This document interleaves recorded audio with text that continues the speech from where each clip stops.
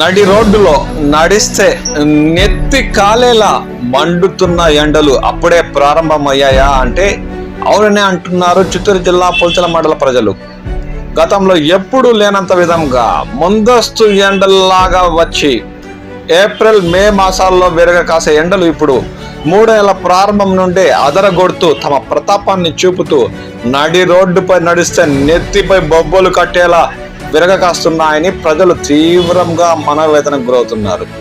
ఎప్పుడు లేనంతగా ఎప్పుడు చూడనంతగా ఎండలు విరగ కాస్తుండడంతో రహదారి పైకి రావాలంటేనే బస్టాండ్కి వెళ్ళాలంటేనే గుండెల్లో గుబులు పుట్టేలా ఎండలు విరగ కాస్తున్నాయని స్థానిక ప్రజలు భయభ్రాంతులకు గురవుతున్నారు. ఈ రోజు అయితే మరీను మార్చి నెలల్లోనే అత్యధిక ఉష్ణోగ్రత రోజుగా గూగుల్లో చూపిస్తుంది. అంటే ఉష్ణోగ్రత తీవ్రత అంత ఎక్కువగా ఉంది కాబట్టి ప్రజలు రహదారిపై కాలు పెట్టాలంటేనే భయభ్రాంతులకు గురవుతున్నారు.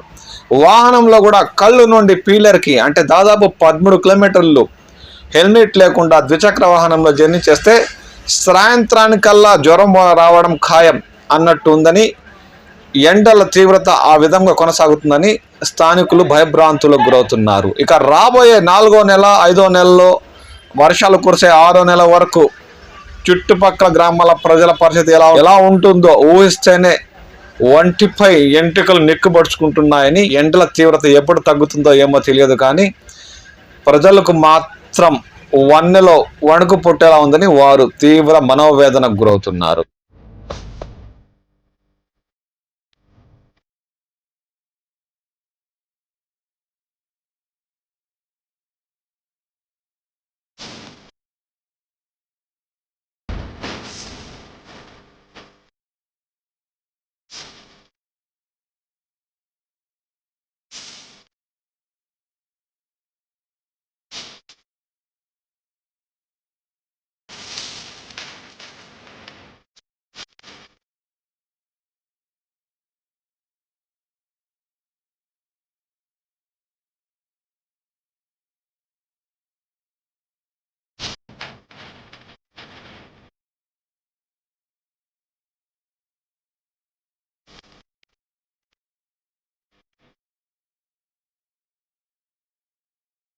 రోజుల్లో ఎండ తీవ్రత ఏ విధంగా ఉంటుందో కాలమే సమాధానం చెప్తుంది.